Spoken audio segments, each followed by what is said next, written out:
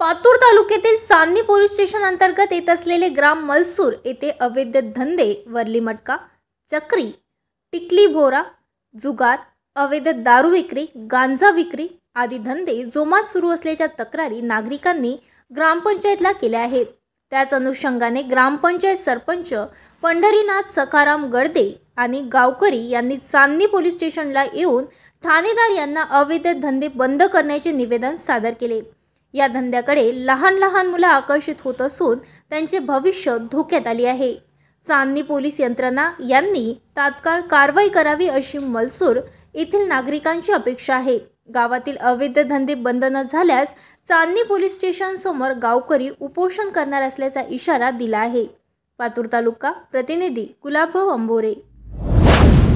मी ग्रामपंचायत सरपंच मरसूळ, तालुका पातूर, जिल्हा अकोला। मरसूळ येथील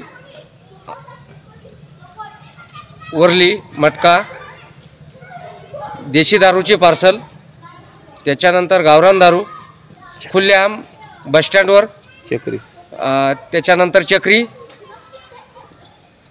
Worli खुल्लेआम बसस्टँडवर राजरोस day night चालू आहे। जर हे अवैध धंदे बंद नाही झाले तर आम्ही सरळ SP ऑफिसला मोर्चा काढू।